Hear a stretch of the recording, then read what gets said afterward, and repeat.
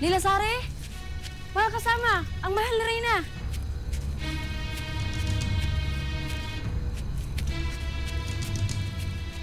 Ikinagagalak ko kayong muling makita, mga kasama. Naway bukas pa ang kutang ito para sa akin at para sa aking mga kasama. Kailanman ito ay hindi nagsara. Maligayang pagbabalik, mahal na Reyna.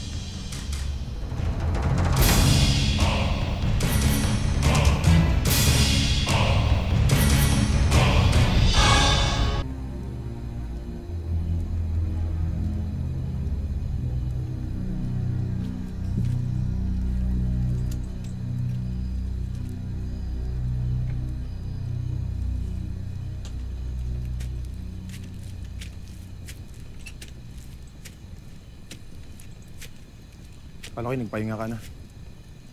Paano ko gagawin yun? Kumpatid ko na maraming naghahabol sa akin at sa aking brilyante. Sa bagay, alam nila amihan at hagol ng kutang ito. Magtataka ba tayo kung isa sa mga araw na to ay bigla silang dumating? Kaya kailangan makahanap tayo ng kutang hindi nila tayo matutunto. Isang kutang mapapangalagaan tayo.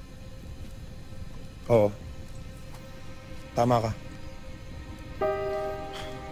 Higit maaari bang huwag mo muna alalahanin yan ngayon? Pahinga ka na. Kailangan mo yan. Kami na ang bahala magbantay dito. Mulat sa pun, napakabait mo na sa akin, Hita. Abisala Esmo.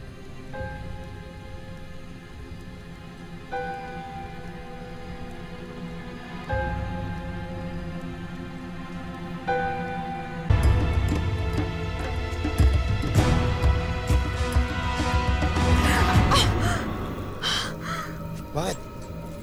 Shari? May bulaklak ka sa iyong balad. Nagdadalang diwata ka, Lila Sari. Ngunit, mga sangre lamang ang alam ko may ganitong tatak. Hindi ako sangre, kaya Napakasamang pagkakataon. Ngunit, dinadala mo na nga ang anak ni Hagor.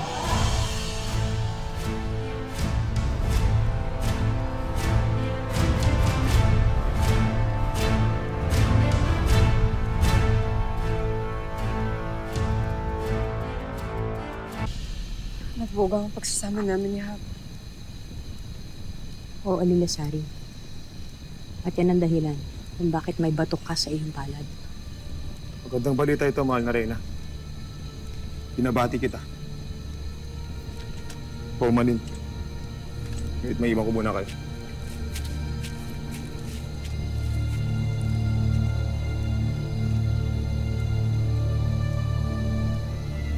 Kapatid ko na hindi mo minahal si Hagor.